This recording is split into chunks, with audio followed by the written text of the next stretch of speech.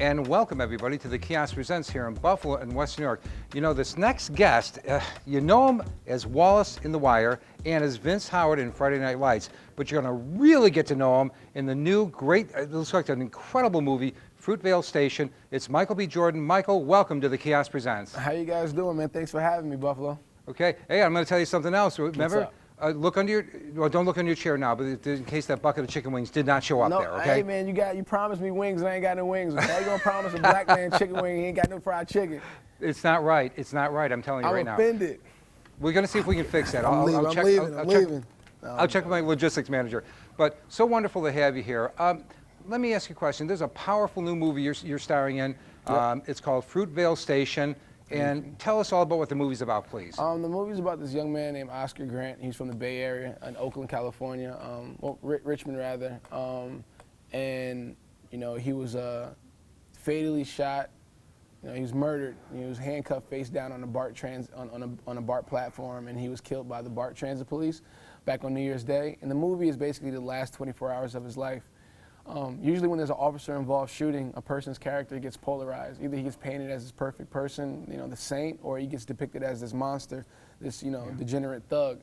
And his humanity, you know, Oscar's humanity kind of got lost in that process. You know, so me and Oscar, we really wanted to show, you know, we wanted to give him a little bit of his humanity back.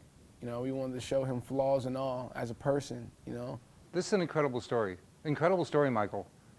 You know, and especially the timing of this, considering recent events, is just mind-blowing.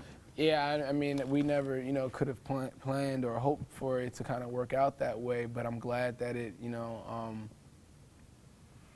this is based on a true story.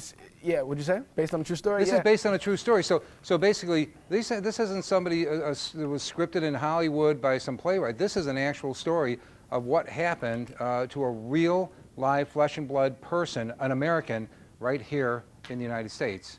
Yeah, exactly. I mean, well, our writer-director is from the Bay Area as well. You know, you know, he wrote the story to kind of release some of his frustration and some of his anger, you know, and get some of his emotion out. You know, as an artist, you know, we express ourselves through our work, and you know, the most productive way that he saw fit was to, you know, pick up a pen and paper and write this story, and you know, it comes from a place of love, you know, and I'm just happy to see this movie getting made.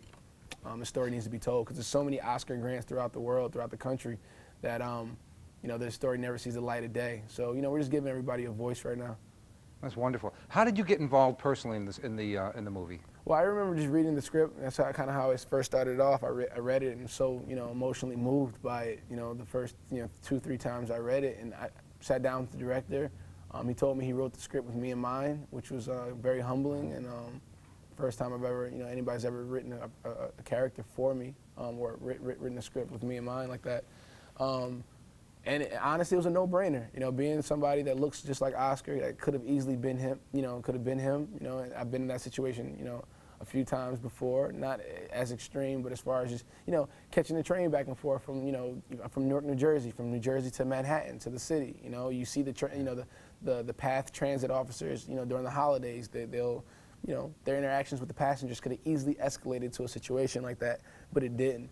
So I just kind of felt a certain sense of responsibility to play this role, man, to give, you know, as a young African-American male that's, you know, very easily misunderstood in a lot of situations. I just felt like, you know, it was, you know, I had to kind of like step up and take on this challenge. Super well stated, very compassionate. One of the young ladies here commented, did you know he used to be a model? Now, you've come a long way since your modeling days, haven't you, Michael? Yeah, man, because I was an ugly little kid. I was awkward, man. I don't even know how I started out modeling. But it was, yeah, long time ago. I was like maybe 11 or 12, and it just kind of snowballed from there. Well, you've done great. What's coming up in your career?